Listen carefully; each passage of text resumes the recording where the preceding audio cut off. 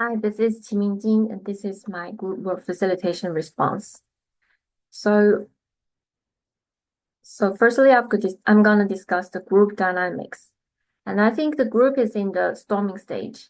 The rules and norms has been established, and the members have familiar themselves with an interaction pattern, which are gradually foster certain cohesion.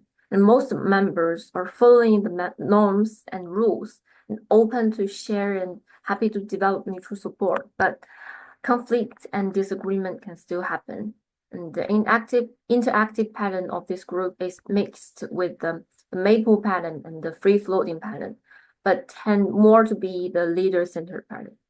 So at the beginning, Annie, Katrina, and Melissa shared their story and reflections, which were all elicited by the facilitators. And following the sharing, there are sometimes short conversations between the facilitators and the storytellers.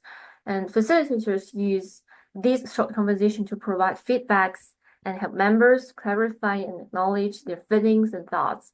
And then the facilitators will kick the ball to other participants, asking if anyone has any reflections, comments, or similar experience.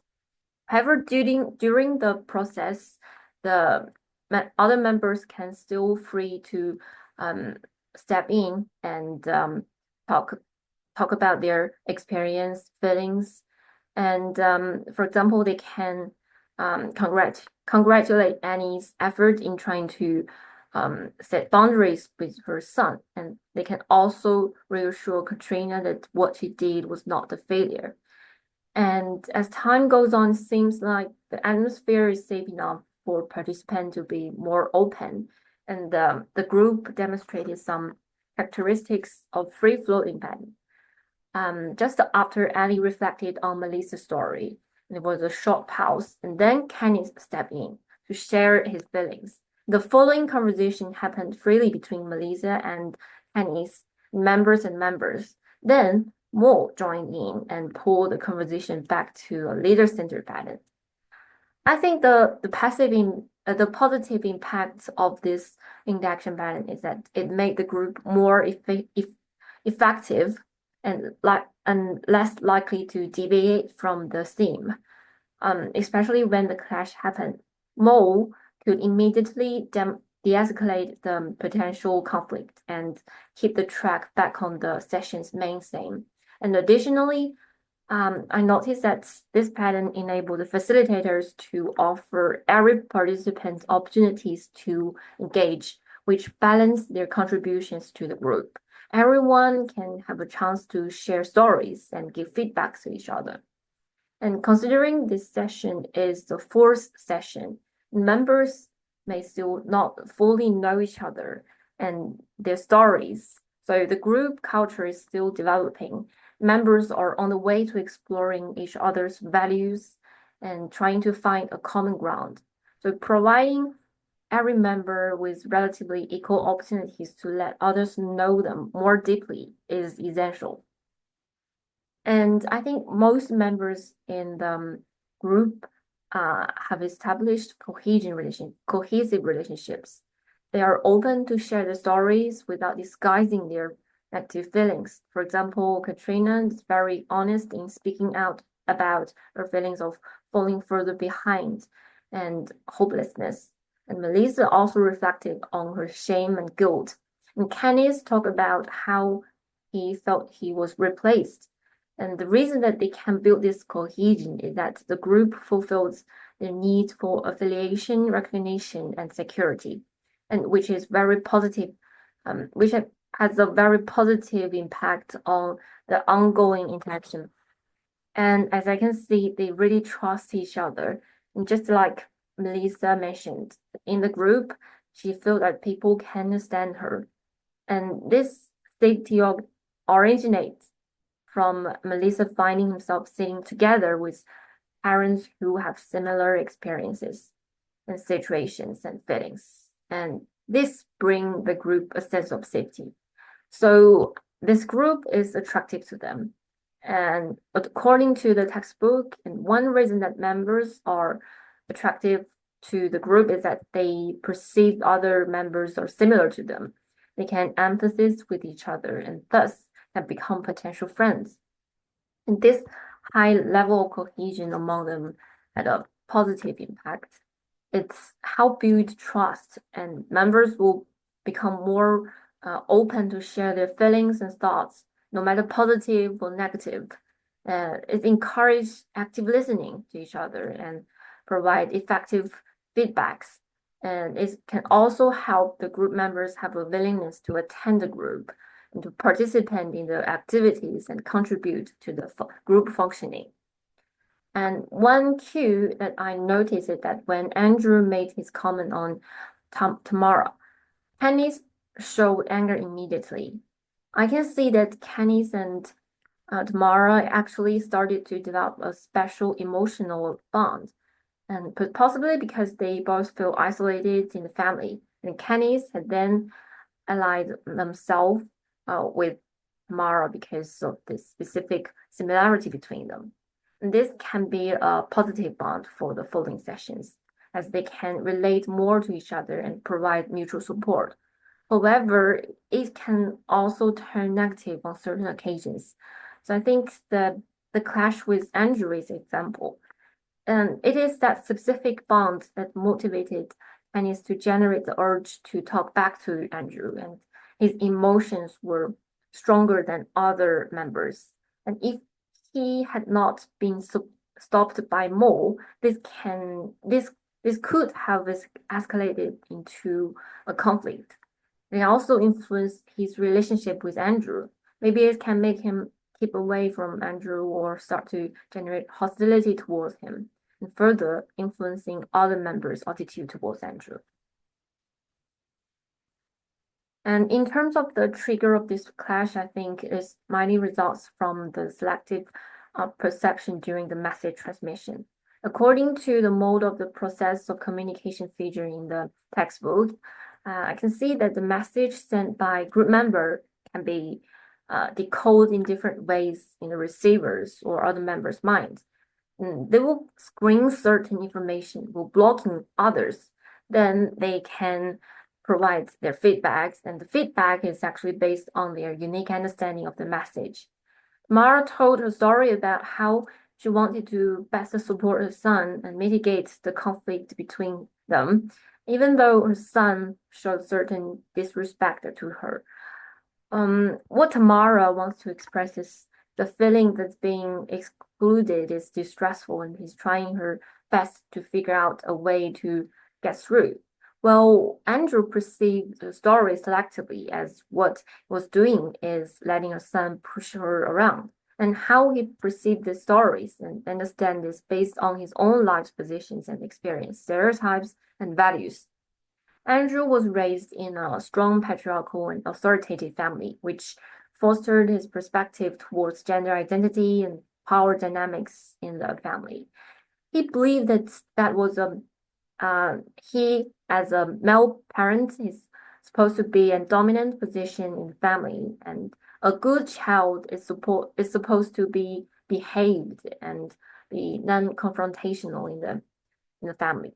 However, most of the group members are female parents and tend to raise their children in a more respectful style.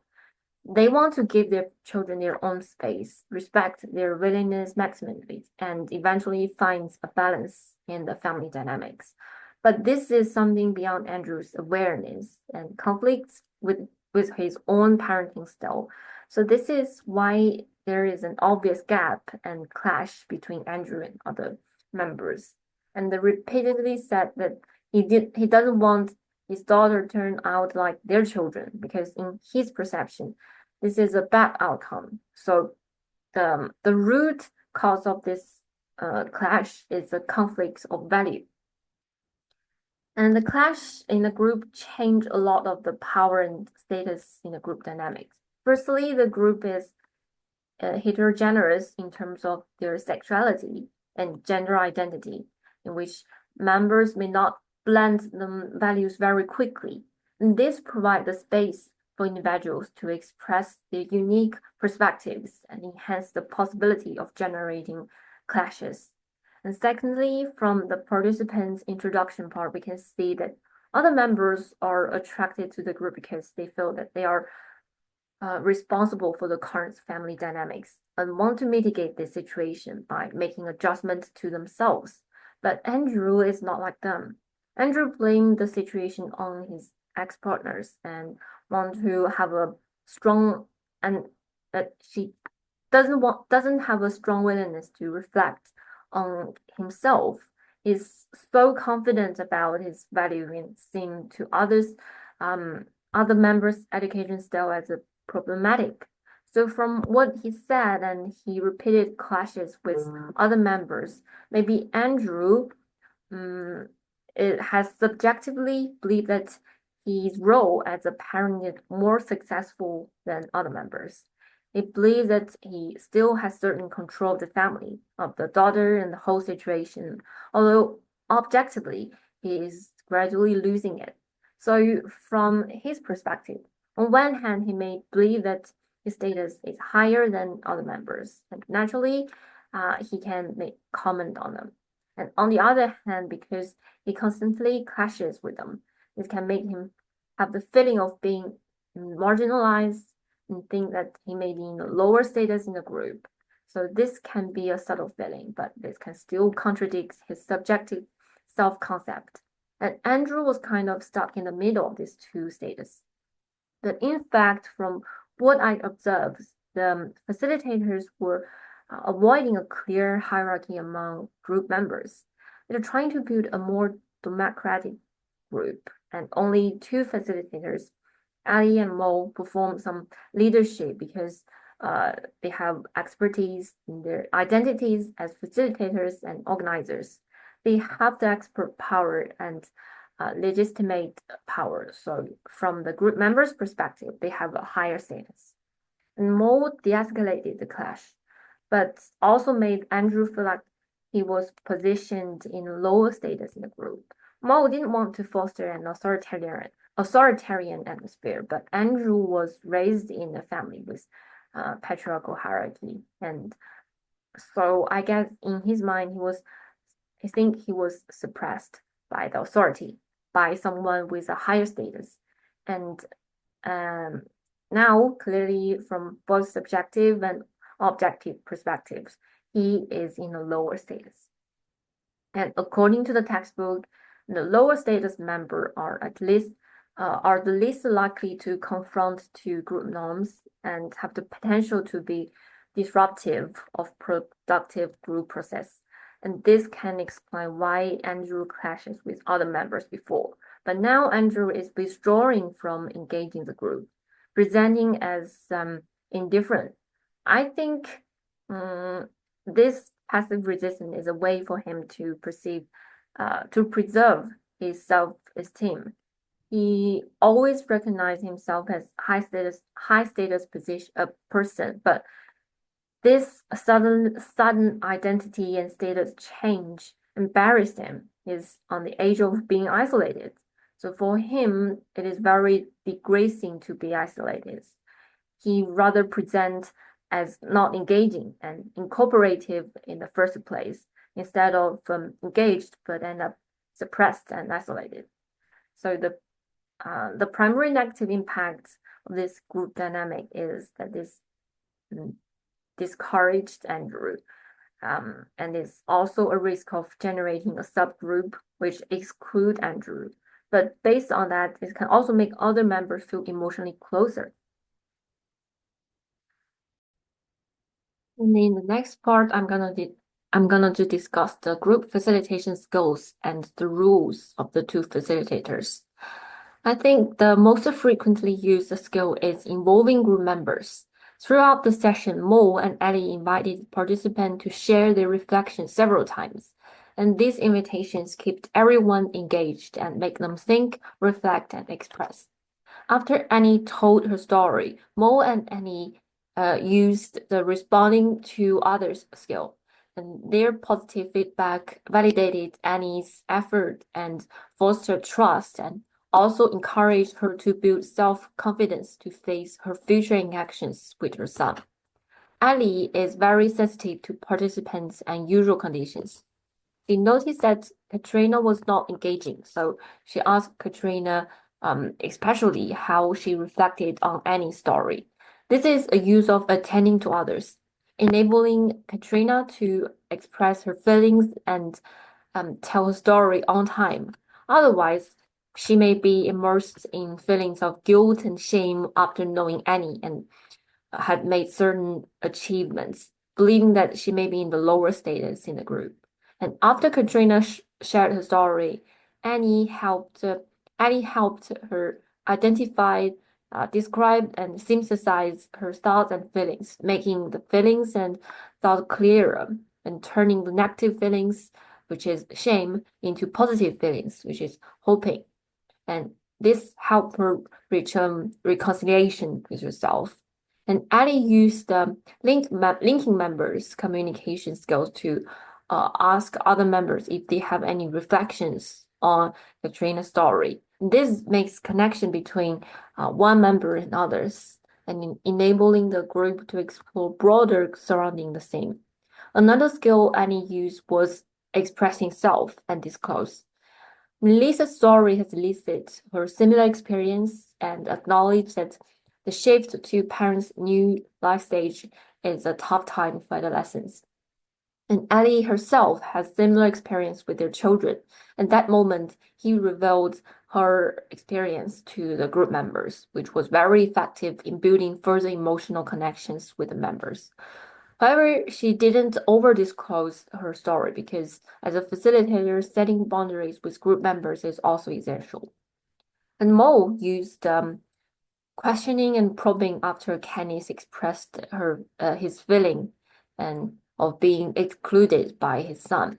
Mo's question showed Kennis an angle on how to view and feel and face his relationship with his son. And this is person-centered, as Mo used question to lead Kennis himself to discover the fact, instead of giving him direct instructions or educating him. This enhanced the democratic atmosphere of the group, and it maximizes group members' agency as well. Mo also demonstrated resolving conflict skills after Andrew's comment. Firstly, he stopped Hennis from talking back, avoiding a potentially escalated conflict. He stated his perspective towards Andrew's comment and remind the group role. But he didn't stop Andrew from engaging the group. He provided him opportunities to disclose the story to other group members. I think this is another example of the use of involving group members. Mo didn't want Andrew to feel that he was targeted and marginalized. However, this time, this skill was not effective. Andrew refused to join the conversation as he didn't want to disclose his story at that point. Well, Mo put that issue on the table, and instead of letting Andrew decide on what occasion to disclose it. So both of the two facilitators were taking the leadership role in the group, but they still have some differences. Ali focused more on navigating and connecting group member stories and ideas, paid more attention to the group as a whole and fostering group cohesion. And in contrast, Mo is good at providing individual support and dealing with unexpected conflicts, and only step in to speak out occasionally.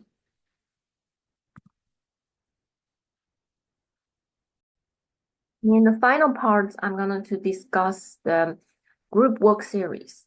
One theory that I observed in this scenario is system theory. This theory views the group as a whole and individual group members' interaction impact the group. The group is constantly changing, developing. For example, any story made Katrina feel shame, making her a little bit withdraw from the group. Ali provided her emotional support, and other members also showed empathy and further eliciting their willingness to tell their stories to support Katrina. But actually, their story not only supported Katrina, but also brings out more emotions and issues for discussion in the group and contribute to the dynamic change for the group as a whole. And another series that I observed is constructivist, narrative, and empowerment series. The series state that group members' story can construct their self-concept and self-esteem. By telling their stories, they can gradually discover their strengths and gain a new perspective on their past experience and themselves. One example of this series is in a group, Annie shared her conflict with her son, which is full of negative feelings. However, she demonstrated achievements in setting boundaries and receiving congratulations from the group. And this process can help reconstruct Annie's self-recognitions as a parent and build confidence for the future. Another example is that Katrina believed that she was failing at being a parent. Well, still, after the storytelling with the support from the group members and the facilitators, she realized that these guilty and shameful feelings stem from hoping, which is a positive factor. And this strength-based method, the group members can establish mutual aid and help each other retell and understand the life stories and experience more positively. I also observed that social exchange theory in this session. Social exchange theory emphasizes that group members' behaviors are driven from how they evaluate the consequences. The potential reward and punishment can impact their behavior. So in this group, most members follow the group norms, contribute to the discussion because they believe that they can get out of their dilemma by engaging in these activities and discussion. They want affiliation and recognition, safety. And engaging and supporting other members can give them these as a reward, and they will also be supported and valued. In contrast, Andrew, who had clashed with other members before, as there were no obvious negative consequences. However, the clash in this session brought him the potential of losing dignity and made him feel isolated. So he stopped engaging in the group and interacting with others, avoiding further clashes and disgrace. After everyone had calmed down, Andrew showed an indifferent attitude, indicating that since she realized that all his engagement in the group was always accompanied by negative consequence, he lost the passion to earn a reward anymore. Okay, so this is the end of my presentation. Thank you for listening. This is a reference